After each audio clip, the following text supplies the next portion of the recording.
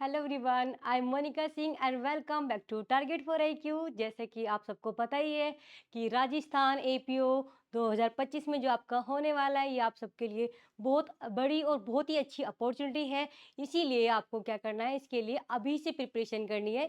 ये नहीं सोचना है कि एग्ज़ाम अभी लेट है तो आप तभी प्रैक्टिस करेंगे या तभी तैयारी करेंगे। नहीं, आपको ये अभी से प्रैक्टिस करनी है और अभी से तैयारी इसलिए करनी है क्योंकि वाइड सिलेबस है, सब कुछ आपको पढ़ना है और प्री और मेंस इसमें आपका होगा तो थोड़ा कंपटीशन भी टफ रहेगा। इसीलिए आपको क्या करना है, अभी से तैयारी कर देना। हर किसी को, चाहे वो खुद करे चाहे कोई बैच ज्वाइन करे, बट लेकिन तैयारी आपको अभी से ही करनी है।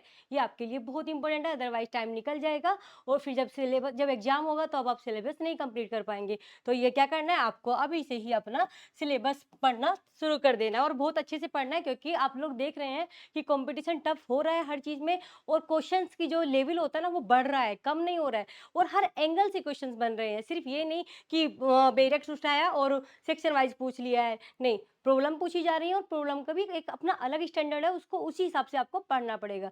जिसका कंसेप्ट बहुत अच्छे से तैयार है वो आराम से क्वेश्चंस मतलब किसी भी तरीके का आ जाए, चाहे कंसेप्ट के आ जाए चाहे सेक्शन बेस आ जाए, वो आराम से कर सकता है। तो इसीलिए आप सबके लिए जो हेल्पफुल हो सके, थोड़ा आपको हेल्प मिल सके, आप सबके लिए एक बैच लेके आ रहे हैं हम उसमें, जिसमें आपको प्री और मेंस दोनों ही एक साथ कराए जाएंगे। और अभी से टाइम है आप सबके पास, तो आप आराम से कर भी सकते हैं। तो चलिए, राजस्थान एपीओ के मैं बारे में बता दूं। जैसे कि आप सब लोग जानते ही हैं, 19 जनवरी उसका 2025 में उसका पीटी होगा, प्री एग्जाम की डेट है ये।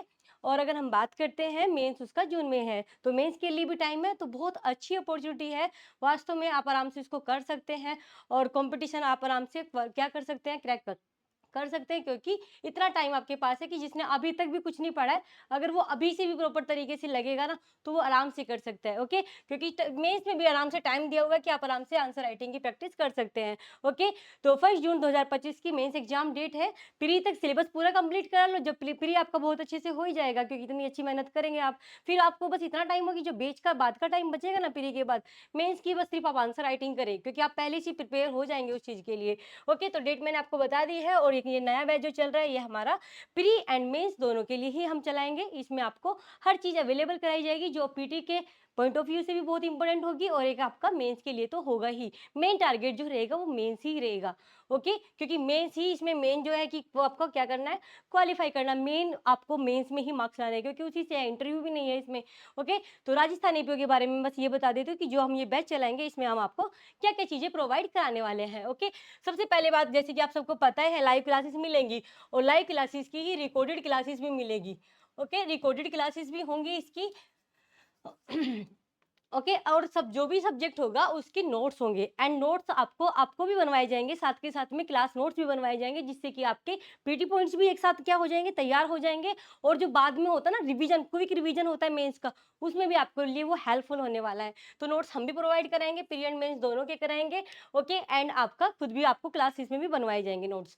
एंड ऑल सब्जेक्ट्स हम कवर करेंगे, जितने भी लो के सब्जेक्ट्स होंगे, प्री में आ रहा है वो भी, जो मेंस में आ रहा है, सब कुछ ऑल ओवर जो भी आपके सब्जेक्ट्स होंगे वो सब इसमें यहाँ पर कवर कराएंगे। ओके, एंड आपको पता है कि पीटी निकालना है तो सबसे पहले जरूरी क्या होता है, पीटी के लिए एक ही मेन चीज होती है, कंसेप्ट बहुत अच्छे से पढ़ा हुआ हो एंड उसके एमसीक्यूज आप लोगों ने बहुत अच्छे से किए हो। तो एमसीक्यूज कराए जाएंगे, मिनिमम 5000 तो हम प्रोवाइड कराएंगे ही, लेकिन और भी जो हमें इंपॉर्टेंट लगेंगे वो भी आपको जरूर प्रोवाइड कराए जाएंगे। ओके, और इसमें कैसे होगा, एक मैं बस तरीका बता रही हूँ कि हम जो आपको बैच चला रहे हैं उसमें ये सब चीजें प्रोवाइड कराने वाले हैं।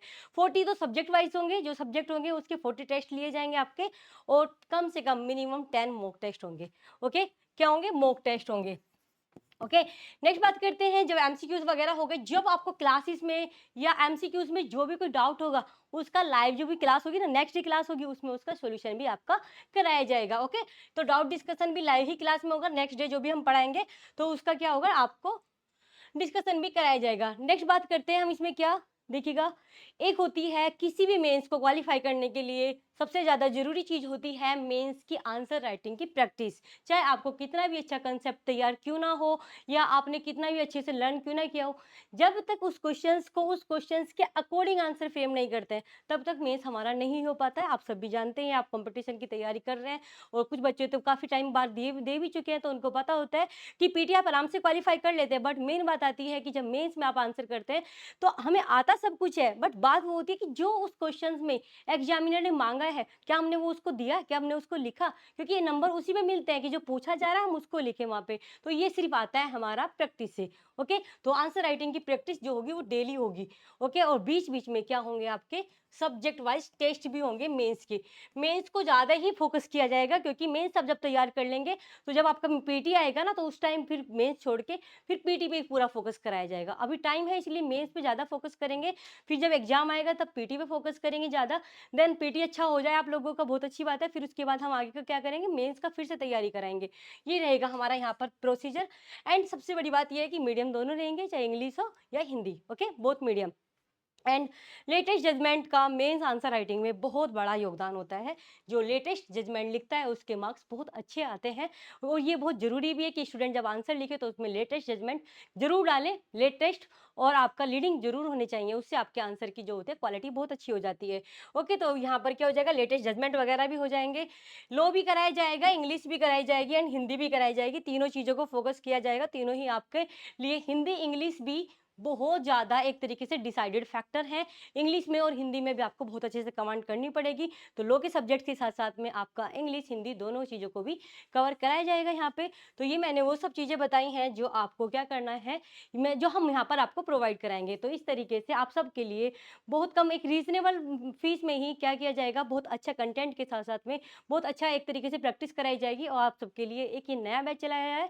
तो प्लीज़ आप इसको ज्वाइन करेंगे। अगर आपको कोई भी डाउट या कोई भी क्वेरी या कोई भी कुछ पूछना है, तो आपको ना इसी वीडियो के डिस्क्रिप्शन में हमारा एक ऑफिशियल नंबर होगा, आप उस पे पूछ सकते हैं। और किसी भी तरीके की कोई भी जानकारी लेनी है तो आप वहाँ पर ले सकते हैं। Thank you so much everyone, thank you.